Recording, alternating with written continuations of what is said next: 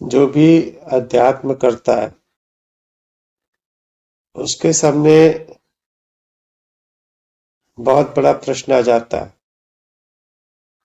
कि वो अध्यात्म करे कैसे। पहले तो बहुत ज्यादा माध्यम नहीं थे इस बारे में।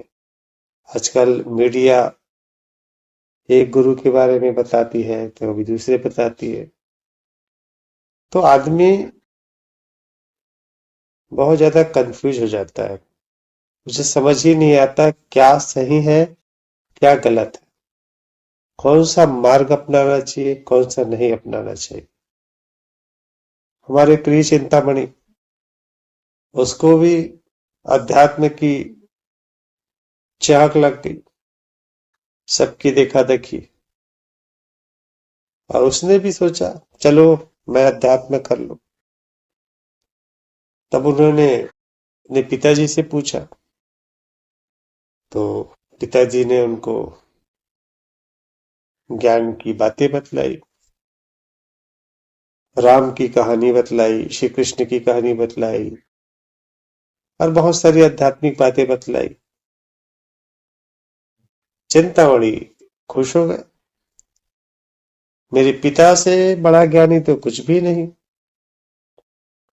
तो जैसे पिता है वैसे ही मैं हो जाता हूँ। और वो पिता की बातों का अनुकरण करने लगे, उनके ही स्टाइल का। वो जैसा पहनते थे वैसे ही पहनने लगे, जैसे वो चलते थे वैसे ही चलने लगे, जैसे बातें करते थे वैसी ही बातें करने लगे। एक दिन उसने देखा कि उसके पिताजी किसी गुरु के चरणों में पड़े। उसे आश्चर्य हुआ। चिंतामणि तो चिंता करते ही रहते हैं ना कि ये जो पिताजी है, मैं सोचता था सब कुछ ये जानते हैं, ये तो किसी और के चरणों में पड़े हुए। पूछा पिताजी को क्या हुआ। बोले बेटा मुझे जितना भी ज्ञान मिलता है इन गुरु के द्वारा ही मिलता है। अब चिंतामणि को होश आ गया, अरे यार मैं धोखे में था। पिताजी को उतना पता नहीं है, गुरु का अनुकरण करना चाहिए ताकि मैं भी वैसे ही हो जाऊं। तो फिर पिताजी का स्टाइल छोड़ दिए, अब गुरु के का अनुकरण करने लगे, जैसे गुरु करते थे वैसे ही करने लगे। एक दिन कोई बड़े गुरु पधारे। अब हमारे जो उनके जो चिंतामणि के गुरु थे वो उनके चरणों में पड़ गए। बोले ये क्या हो गया। बोले ये तो महान ज्ञानी है, ब्रह्मर्षि है, ब्रह्म ज्ञान है उनको, मैं तो इनके आगे कुछ नहीं हूं। चिंतामणि अवाक हो गए। बोले इतने दिनों की तपस्या मेरी बेकार हो गई। मैं इन गुरु के पीछे पड़ा था, इनके भी उनके ऊपर गुरु निकल गए। खैर चिंता महाराज ने उनका भी सालों निकाल लिया। बोले अब उस गुरु को छोड़ दिया, जो ब्रह्म ज्ञानी गुरु थे उनका अनुकरण कर शुरू कर दिए, उनके पीछे पड़ गए। अब देखे जो ब्रह्म ज्ञानी गुरुदेव थे वो कुछ चीज बुदबुदा रहे हैं मन ही मन, तो सुनने का प्रयास करने लगे। तो पता चला कि वो राधे राधे कह रहे, कृष्ण कृष्ण कह रहे। उन्होंने पूछा कि आप क्या कर रहे हो। बोले कि मैं जो यह ब्रह्मांड के रचयिता, जो सब कुछ वही है, मैं उसकी पूजा आराधना करता हूं और मुझे ब्रह्म ज्ञान मिलता है। बोले आपके ऊपर भी कोई है। बोले हाँ परमात्मा है, पर सिवा परमात्मा के कुछ है ही नहीं। मैं कुछ भी नहीं, ये कुछ भी नहीं, तुम कुछ भी नहीं, सब कुछ परमात्मा है। अब चिंतामणि को होश आ गया कि इन चीजों के अनुकरण के बजाय क्यों ना केवल परमात्मा का ही अनुकरण करूं। क्यों ना मैं श्री राम का पूरी तरह अनुकरण करूं या श्री कृष्ण का पूरी तरह अनुकरण करूं और उस जैसा ही बन जाऊं। सिवा उसके फिर कुछ भी शेष न होगा।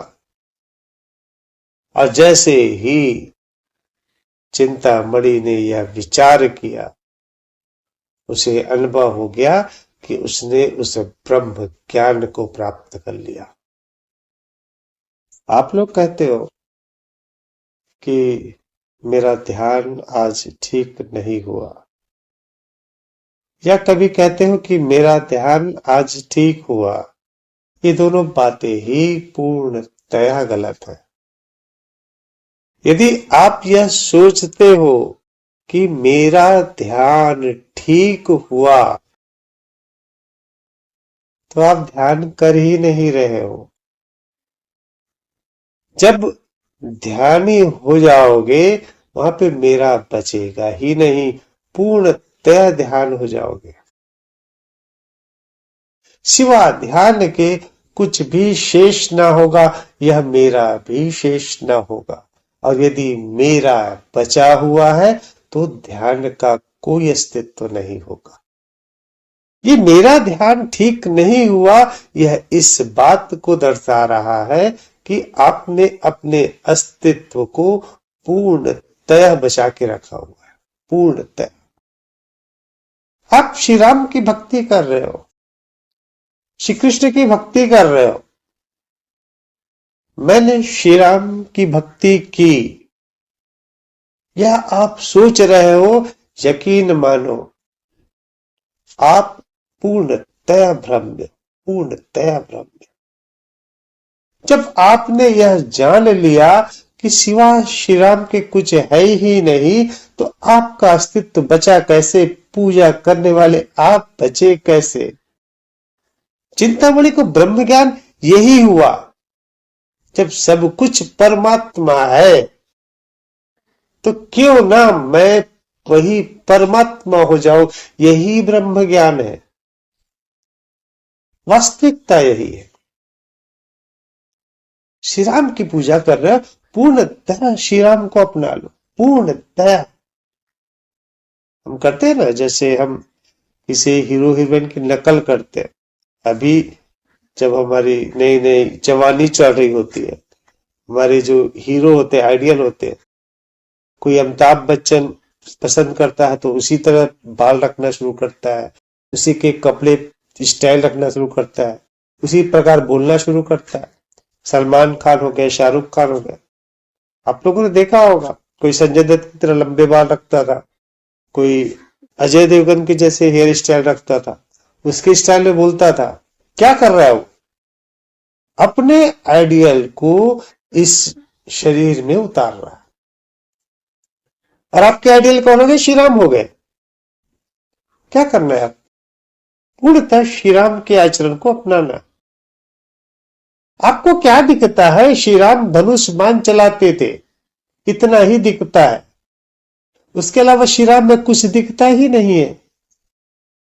अरे आप धनुष बाण चला भी लोगे यहाँ पे, यहाँ का कानून तो आपको अंदर कर देगा। अभी जो किसी को मारने का हक केवल न्यायपालिका का है, किसी व्यक्ति का है ही नहीं। तो आप उस धनुष बाण को छोड़ दो ना। उसके अलावा और क्या क्या खूबियां है श्री राम में? श्री राम माता पिता के प्रति पूर्णतः समर्पित थे। आप वो कर लो। अपने माता पिता की बातों को पूर्णतः स्वीकार कर लो। जो भी वो कहते हैं पूर्णतः स्वीकार कर लो, बिना सोचे समझे। श्री राम अपने पूरे भाइयों से, अपनी प्रजा से, चिड़ियों से, जानवरों से, पेड़ पौधों से, सबसे पूर्णतः स्नेह करते थे। वही स्नेह आप भी कर लो, सबके प्रति पूर्णतः स्नेह। श्री राम जो है साधु संतों की वाणी सुनते थे। जहां पे अन्याय हो रहा था, उस अन्याय के खिलाफ खड़े होते थे।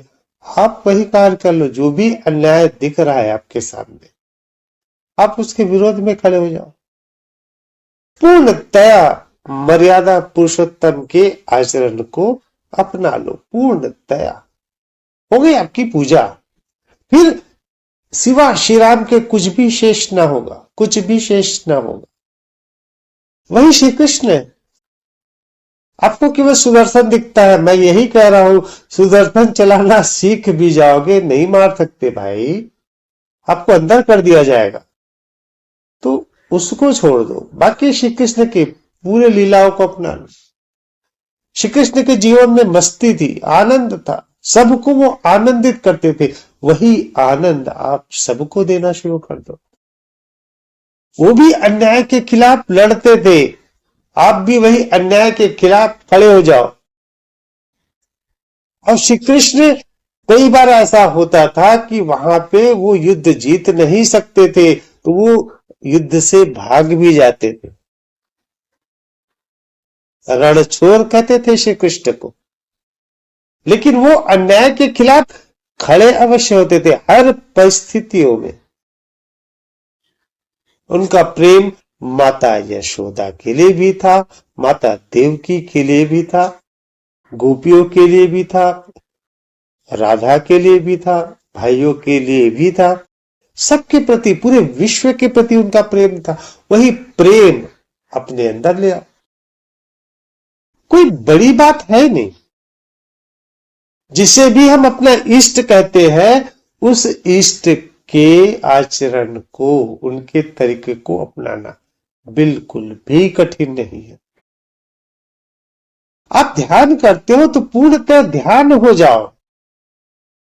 आपको ये कैसे पता हो जाता है कि आज मेरा ध्यान अच्छा हुआ या आज मेरा ध्यान खराब हुआ? वो इसलिए हो रहा है क्योंकि आप ध्यान कर रहे हो, आप ध्यान हो नहीं रहे। अध्यात्म करना नहीं है, अध्यात्म तो घटित होता है। अध्यात्म का अर्थ तो जान लो। अध्यात्म का एक ही अर्थ है आत्मा का अध्ययन, स्वयं का अध्ययन, यह होता है अध्यात्म। और ये घटना घटित होती है, ध्यान घटित होता है। जब तक आपका मैं है, आपका वह काल्पनिक मैं, तब तक आप वास्तव में उस घटना को रोक रहे होते हैं, उस घटना को पूर्णतः। आप लोग करते हो, साथ में हम लोग बैठते हैं और ध्यान करते हैं ऑनलाइन, आप लोग के साथ बहुत आनंद होता है। क्यों? क्योंकि आप वहां पे कुछ कर नहीं रहे होते, वहां पे आप कर्ता भाव पूर्णतः समाप्त कर दिए होते हो। आप पूर्णतः वाणी पे, आवाज पर अपना चित्त रख लिए होते, और जैसे आपने करने का कार्य छोड़ दिया, ध्यान घटित हो गया और आप आनंद से परिपूर्ण हो जाते हो। आप यह सोचते हो कि भैया ने कुछ चमत्कार कर दिया, भैया की वाणी ऐसी है जिसके कारण हमारा आनंद ऊपर हो गया, और हम कर रहे हैं तो वो आनंद नहीं मिल रहा है। कारण यही है क्योंकि आप कर्ता बनकर खड़े हो उस काल्पनिक मैं के साथ, और आप ध्यान की क्रिया कर रहे हो। ध्यान घटित होता है, अध्यात्म घटित होता है। कितने माला फेर लोगे, कोई भी उसका फर्क नहीं पड़ेगा। माला फेरो जुग भयो, पंडित भयो न कोय, ढाई आखर प्रेम का पढ़े सो पंडित होए। वो 2.5 अक्षर प्रेम का पढ़ लो, अध्यात्म घटित हो जाएगा। आप अपने इष्ट को, किसी भी इष्ट को मान रहे हो, पूर्णतः प्रेम से भर जाओ। अपना स्वरूप, अपना काल्पनिक मैं पूर्णतः समाप्त कर दो, सिवा आपके इष्ट के कुछ भी शेष ना हो। अध्यात्म घटित हो जाएगा। आप अलग अलग ध्यान के आनंद को इसीलिए महसूस कर रहे हो, तभी आपको लगता है कि ध्यान बहुत अच्छे से घटित हुआ। कभी कहते हो कि ध्यान अच्छे से घटित नहीं हुआ, कारण यही है क्योंकि हर बार आप करने की क्रिया कर रहे हो। और मैं यह कहता हूं, ध्यान केवल बैठना है, कार्य अपने आप से घटित होगा। उस काल्पनिक मैं को भूलना होगा, सांसों पर चित्त रखना होगा। केवल श्वास चल रहा है, उन घटनाओं को देखना होगा। कर्ता भाव पूर्णतः समाप्त करना है। इसमें कोई बड़ी बात है ही नहीं, ना परिस्थितियां कुछ कर रही है, ना किसी प्रकार का समय कुछ कर रहा है। सांसें उस समय भी चल रही थी जब आपको ध्यान में अच्छी अनुभूति हो रही थी, और सांसें उस समय भी चल रही है जब आपको ध्यान में आनंद नहीं आया। और आपको करना क्या है, केवल सांसों पर ही चित्त रखना था। क्या परिवर्तित हो गया दोनों के बीच में? आपका काल्पनिक मैं मजबूती के साथ खड़ा हो गया और आप ध्यान की क्रिया करने लगे। ध्यान आप कर रहे थे और वो घटित नहीं हो रहा था। आप बलात् प्रयास किए जा रहे थे उस काल्पनिक मैं के साथ। चिंतामणि जैसा चिंता करने वाला व्यक्ति उस ब्रह्म ज्ञान को समझ गया, सिवा परमात्मा के कुछ है ही नहीं। तो आप अलग से कर्ता कहां से खड़े हो गए?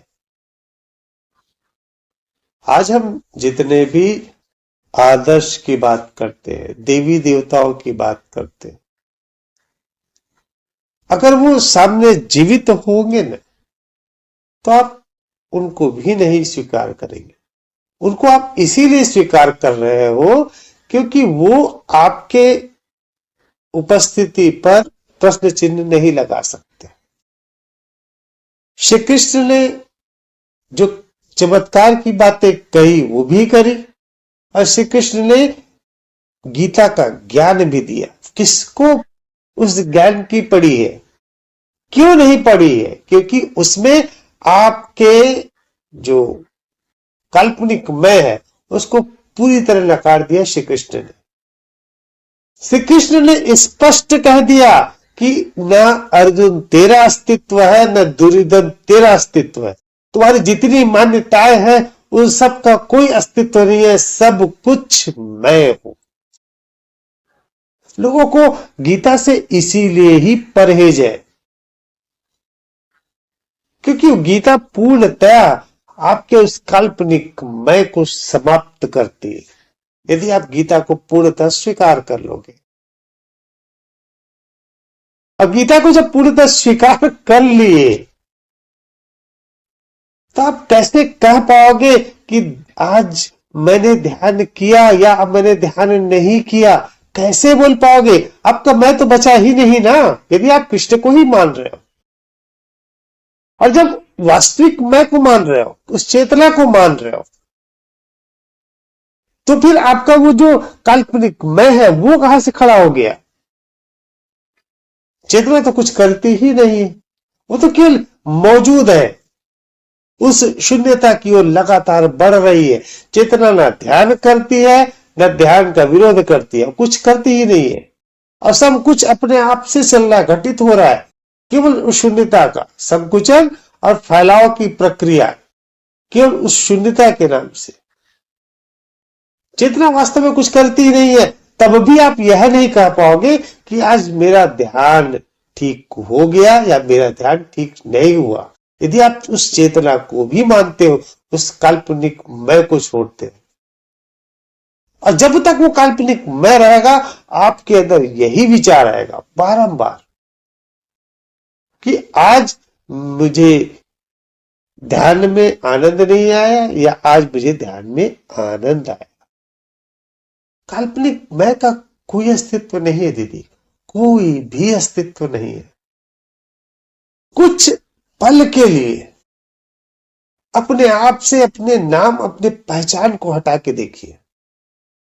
हटा दीजिए कुछ मिनट के लिए कि मेरा नाम यह है, मेरा घर यह है, मेरी पहचान यह है। सब कुछ मिनट के लिए हटा दीजिए और आप देखेंगे तब भी आपका अस्तित्व बना रहेगा।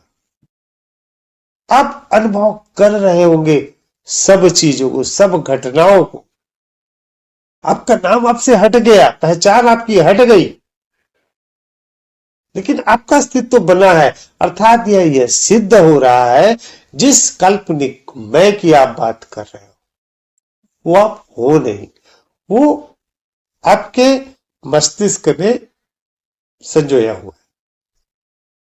वास्तविकता यही। और जिस चेतना की बात कर रहे हो, जो वो अनुभव कर रहा है, वो वास्तव में उसके अंदर कोई इच्छा ही नहीं है, वो कार्य स्वतः ही घटित हो रहा है। सारी घटनाएं वो ना हृदय भी चला रहा है, हृदय उसी की वजह से चल रहा है, सांसें उसी की वजह से चल रही है, पृथ्वी उसी की वजह से चल रही है। किंतु वो ना पृथ्वी चला रहा है, ना आपकी सांसें चला रहा है, ना आपके हृदय को भी चला रहा है। जिस वास्तविक मैं की बात कर रहा हूं वो केवल उस शून्यता के लिए या तो सिकुड़ रहा है, जब ऊष्मा अधिक से कम की ओर जाती है वो सिकुड़ रहा है, और जब ऊष्मा कम से अधिक की ओर आती है वो फैल रहा है, केवल उस शून्यता के लिए। और उसके कारण अलग अलग जो शरीर का प्रभाव है या इस सृष्टि का प्रभाव है वो घटित हो रहा है। तो वास्तविक में भी कुछ भी इच्छा रख ही नहीं रहा। आप बिल्कुल भी इस गलतफहमी में मत रहिए कि परमात्मा की कोई इच्छा है। वो केवल दो ही कार्य कर रही है, केवल दो ही कार्य, और सब चीजें अलग अलग जो तरीके हैं, मशीन है, वो अपने अपने तरीके से कार्य कर रही है। जैसे एक इलेक्ट्रिक, एक बिजली होता है, टीवी पे चला गया बिजली तो वो टीवी चित्र दिखलाएगा, पंखे पे चला जाएगा तो घूमने लगेगा, हीटर पे चला जाएगा तो गर्मी देगा, आपका फ्रिज में चला जाएगा तो ठंडा देगा। वही बिजली है, एक ही। क्या कर रही है बिजली? वैसे चेतना है, केवल दो ही कार्य कर रही है। अलग अलग इक्विपमेंट है, अलग अलग मशीन है, इसलिए वो अलग अलग कार्य घटित हो रहा है। पृथ्वी घूम रही है और हमारा हृदय चल रहा है, धक धक धक धक। तो क्या हो गया? जो वास्तविक मैं है वो भी कुछ नहीं करती, काल्पनिक मैं का अस्तित्व ही नहीं है। तो ये ध्यान करने वाला बचा कौन?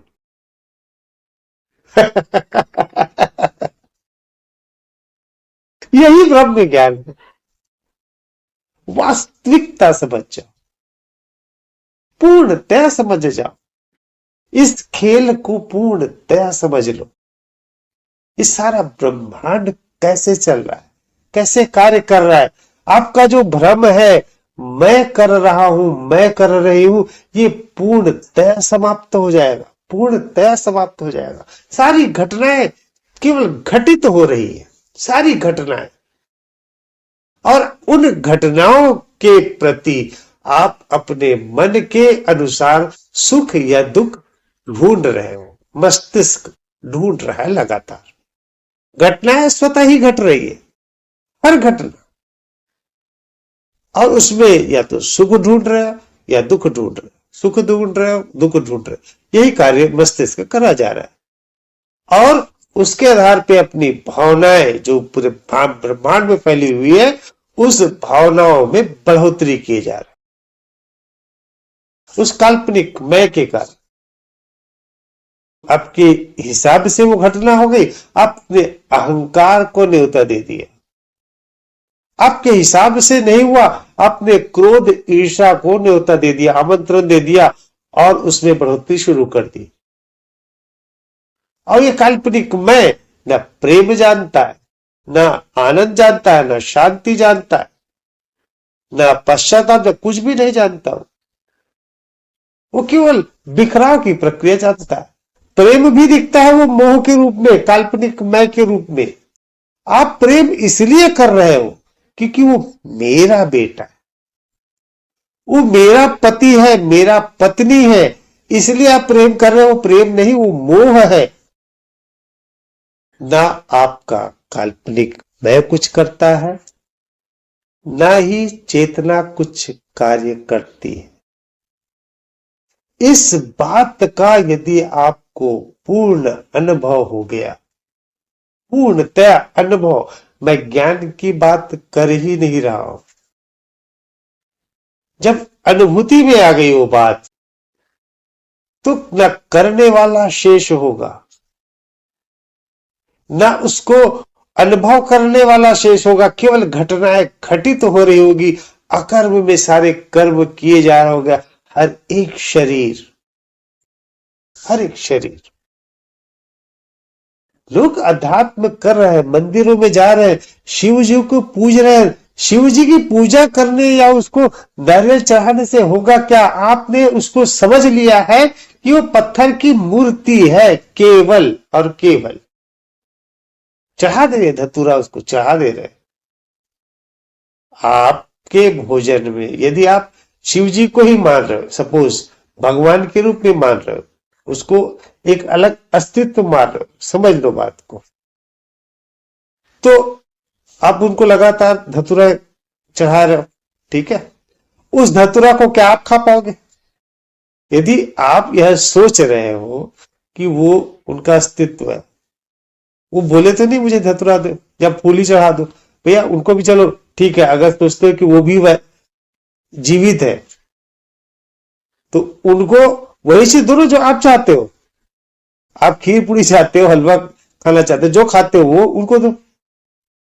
नहीं, आपने यह समझ लिया, यह जान भी लिया है, अनुभूति कर ली है कि ये पत्थर है, और आपकी नियमावली में आपको ये चीज चढ़ाना है, और आप उसको चढ़ा दे रहे हो और खुश हो जा रहे हो, हमने तो अपना कार्य कर दिया। आप अध्यात्म में जी नहीं रहे हो। और जब आपके अंदर वो भक्ति आ गई शिव जी की, पूरे शिव हो जाओ। शिव जी ने तो जहर का प्याला पी लिया था, इसका तात्पर्य क्या हुआ? उन्होंने दूसरे के दुख को पूर्णतः अपना लिया था। आप भी दूसरे के दुख को पूर्णतः अपना सकते। किसी को पैसे की तंगी है, अपना घर द्वार बेचकर उसको पैसा दे दो, कर सकते हो ऐसा। किसी को 10 लाख रुपए की जरूरत है और उसका पैसा नहीं है, आपके पास भी पैसा नहीं है, अपना घर बेच दो, बेच के पैसा दे दो। शिव जी ने यही किया था ना। संसार के कल्याण के लिए विश्व को अपने अंदर ग्रहण कर लिया था। उनका कंठ पूरा नीला हो गया था, नीलकंठ कहते हैं उनको। उनको परवाह नहीं हुई कि उससे क्या होगा, कैसा होगा। अगर कहानियों को भी सत्य माने तो ऐसा आप भी करने लग जाओ। यदि आप शिव जी के भक्त हो तो दूसरे के हित के लिए जहर का प्याला अपना लो, ठीक है। आप फुटपाथ पे हो जाओगे, क्या फर्क पड़ेगा? उसका तो काम हो गया ना। करके देख लो, एक दिन, एक टाइम करके देख लो, एक दमड़ी नहीं निकलने वाला। और आप कहते हो शिव जी की पूजा करते, कृष्ण की पूजा करते, राम की पूजा करते। श्री राम की पूजा अगर करने लग जाओगे ना, वास्तविक पूजा, तो आपका ये जो घर संसार दिखता है तुरंत समाप्त हो जाएगा। श्री राम ने एक पल की देरी नहीं लगाई थी पिता की आज्ञा के लिए इस पूरे सिंहासन का त्याग करने में। और आपका यह हाल रहेगा जब बंटवारे में एक चम्मच अगर कम मिल गया, तलवारें कट जाती है, तलवारें निकल जाती है। और करते हो श्री राम की पूजा। अब मंदिर वही बनाएंगे। किसकी बना रहे हो मंदिर? मूर्तियों की, पत्थर की मंदिर बनाना चाहते हो? श्री राम को स्थापित करो, अपने भीतर स्थापित कर लो। पूर्णतः त्याग कर दो सब कुछ। मर्यादा पुरुषोत्तम बन जाओ आप भी। मीरा जब श्री कृष्ण की भक्ति करती थी ना, पूरे कृष्ण हो गई थी, पूरे कृष्ण। कृष्ण को माखन पसंद था, मीरा को भी पसंद आने लगा। कृष्ण को यह पसंद है, मीरा को भी वही पसंद आने लगा। कृष्ण को गीत पसंद था, वो भी गीत गुनगुनाने लगी। कृष्ण को संगीत पसंद था, वो भी बजाने लगी वीणा वगैरह। पूरी की पूरी कृष्ण हो गई थी मीरा। दो चीजें एक साथ संभव ही नहीं है। यदि आप चेतना तो फिर काल्पनिक मैं नहीं, और यदि काल्पनिक मैं हो तो चेतना नहीं है। यह वास्तविकता है। और आप दोनों को संजो रहे हो, एक साथ दोनों को एक साथ रखने का प्रयास कर रहे हो, इसीलिए शब्द निकलता है। आज मेरा ध्यान ठीक नहीं हुआ। मैं यही बात कहता हूं, क्या बदलाव आ गया? क्या आपकी धड़कनें जिस सांसों पर आपने चित्त रखा था, उन सांसों को बंद कर दिया गया था, या उसकी स्पीड में बदलाव हो गया था? कि वह सांसों पर चित्त ही तो रखना था। कि बोले आज तो सांसों पर चित्त ही नहीं जा रहा, चित्त कहीं खो गया। काल्पनिक में उस समय भी था, काल्पनिक में इस समय भी था। चाहे अच्छा आज मैंने ध्यान किया या बेकार ध्यान किया, बात इतनी सी ही है। लोग कहेंगे तबीयत खराब रहता है तो ध्यान नहीं होता। सर्दी खांसी तो एक अलग चीज है। रचना दीदी का तो हाथ ही टूटा हुआ है। कितनी दर्द से व्याकुल थी, दूसरा दिन ही था उनका हाथ टूटे हुए। बैठ गई ध्यान पे, और उनकी अनुभूति देखिए, उसी दिन की अनुभूति कितनी आनंद मगन थी। बोले दर्द का पता ही नहीं चल रहा है। तो ये भी एक्सक्यूजेस बेकार हो गया कि तबीयत खराब था इसलिए ध्यान नहीं हुआ। आपका ध्यान केवल इसीलिए नहीं हुआ क्योंकि आपने उस काल्पनिक मैं के साथ ध्यान की क्रिया अपनाई। केवल उस काल्पनिक मैं के साथ। यदि आप स्वयं से ध्यान नहीं कर पा रहे, ठीक है, वीडियो रखा है, उस वीडियो को ईयरफोन लगा के सुन लीजिए और सुनते सुनते ध्यान कर लीजिए। लेकिन वो कर्ता भाव किसी भी हाल में समाप्त करना है। करने का भाव, मैं कर रहा हूं, मैं कर रही हूं। सांसें चल रही है, केवल उनपे चित्त लगना है। उसमें ध्यान करने वाली बात क्या हुई? आपको कुछ करना ही नहीं है। यही तो कह रहा हूं, आपके हाथ दोनों पड़े हैं ऐसे ही आराम से, और सांसें चल रही है, उन सांसों की तरफ देखना है बस। इतना आसान है। इसमें क्या क्रिया करनी हो जाती है? कुछ भी नहीं करना होता। ध्यान को टिपिकल मत बनाइए, अध्यात्म को टिपिकल मत बनाइए। बहुत आसान है। यदि इष्ट को कर रहे हैं, किसी भी इष्ट को मान रहे हैं, पूर्णतया उनका अनुकरण कर लीजिए। पूर्णतया जैसे वो करते हैं वैसे ही। और यदि अनुकरण करना नहीं आ रहा है तो अपने बचपन के दिनों को याद कर लीजिए। जैसे बचपन में आपके कोई आइडियल हीरो, कोई हीरोइन होते थे और आप उसकी कॉपी करते थे और लोग खुश होते थे, अरे देखो ये तो बिल्कुल उसका नकल कर रहा है, बहुत बढ़िया है। अपना हेयर स्टाइल कर लेते थे, उसी हिसाब से चलना शुरू करते थे। हर कोई इस बचपन से गुजरा हुआ है। कोई ना कोई आइडियल रहता ही है और थोड़ा थोड़ा कॉपी करने का प्रयास करता ही है। तो उन तरीकों को अपना सकते हैं। वैसे ही आपके इष्ट जो भी है, उनकी पूरी जीवन गाथा आपके पास रखिए। श्री राम का एक एक चीज आपको मिल जाएगा कि श्री राम क्या करते थे, कैसा व्यवहार करते थे, उसको पूर्णतः अपना लीजिए। श्री कृष्ण क्या करते थे, उनका पूरा रखा हुआ है। कर सकते हो ऐसा? अगर नहीं कर सकते तो आप ये व्यर्थ के प्रलाप ना करो। आप मंत्र पढ़ रहे हो लगातार, आप कुछ नहीं कर रहे। मैं ये कहता हूं, आपका नाम है, जैसे सपोज एक नाम है, मोहन नाम है, ठीक है। अब आपको प्रसन्न करने के लिए मेरे क्या करना है? मोहन मोहन मोहन मोहन मोहन मोहन मोहन मोहन। यदि मैं यही करते रहो दिन रात, जहां भी आप जाओगे आपके पीछे पीछे यही बोलते रहो, आपको प्रसन्नता होगी? आप सोचो, प्रसन्नता होगी? नहीं होगी। वो जाप क्यों किया जाता है? वो जाप इसलिए किया जाता है कि सब सारा जो चित्त है, पांचों इंद्रियां उस जाप पर केंद्रित हो जाए, उस काल्पनिक मैं की समाप्ति हो जाए, और सिवा उस जाप के कुछ भी शेष ना हो। ये प्रक्रिया इसलिए की जाती है। और आपका क्या रहता है? हम नाम जाप कर रहे हैं, दुर्गा माता तक वो आवाज पहुंच रही है और दुर्गा माता प्रसन्न हो रही है, आपका चित्त उसमें रहता है। दिक्कत ये है, अध्यात्म को ढंग से लोगों ने समझा ही नहीं। वो राधे राधे कहते ना प्रेमानंद जी, वो राधे राधे करने का तात्पर्य ये है कि सारा चित्त उनका केवल उस मंत्र पर हो गया, इनके पांचों इंद्रियां एक जगह एकाग्र चित्त हो गई, वो काल्पनिक मैं पूर्णतः समाप्त हो गया, पूर्णतः वो राधे ही हो गए, पूर्णतः। काल्पनिक मैं से अध्यात्म नहीं मिलेगा।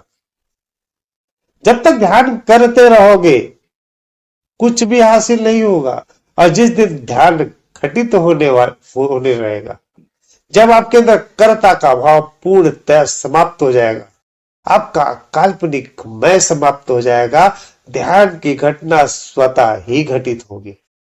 चाहे आप बैठो नहीं बैठो, चलो नहीं चलो, मैं भी बातें करूं आपसे, कोई सांसों पर चित्त ऐसा कुछ भी नहीं है, पूर्णतः ध्यान पर हो, पूर्णतः ध्यान पर। ध्यान की घटना घटित होती है, ध्यान की घटना अर्थात पूर्णतः वर्तमान पर हो जाना, विचार शून्य हो जाना। मेरे पास अभी कोई भी विचार नहीं है, इतने सारे शब्द कहने के बावजूद एक भी विचार नहीं है, मुझे अगला शब्द क्या कहना है मुझे कुछ भी नहीं पता, मैं शब्दों को बना नहीं रहा हूं, इस शब्द स्वतः ही निकल रहा है, स्वतः ही। पूर्णतः वर्तमान की स्थिति यह है ध्यान की स्थिति। यही होगा आप लोगों के साथ। आपको यह सोचना होगा बारंबार, आज मेरा ध्यान घटित क्यों नहीं हुआ, आज मुझे वो आनंद क्यों नहीं आया। आपके अंदर बेचैनी होनी चाहिए, बैठ जाइए लगातार, सब कुछ त्याग दीजिए। आज मुझे तो वो स्थिति प्राप्त करनी ही है, मुझे वो अनुभूति लेनी है। मैंने क्या गड़बड़ कर दी है, उस गड़बड़ी को खोजिए। मैंने काल्पनिक मैं की तरफ ज्यादा चित्त ले लिया, विचारों की तरफ ज्यादा चित्त ले लिया, मैंने आज क्रोध किया, मैंने किसी के ऊपर चिल्ला दिया, क्षमा मांग लो उससे, तुरंत उससे बात करो, बेटा आज मेरे से गलती हो गई, मुझे क्षमा कर देना। बैठ जाओ, फिर ध्यान में ध्यान लग जाएगा।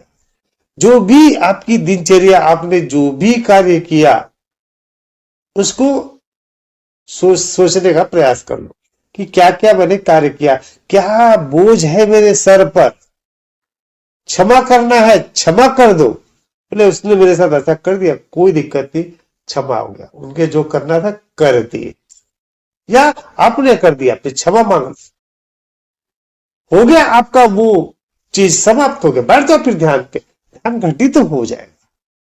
काल्पनिक मैं को, विचारों को पैदा करने का कोई कारण ही मत दो। विचार शून्य करना है, मन शून्य करना है, काल्पनिक मैं स्वतः ही समाप्त हो जाएगा। सांसें चल रही है, घटनाएं घटित हो रही है, उन घटनाओं पर वर्तमान पर आ जाना। ठीक है फिर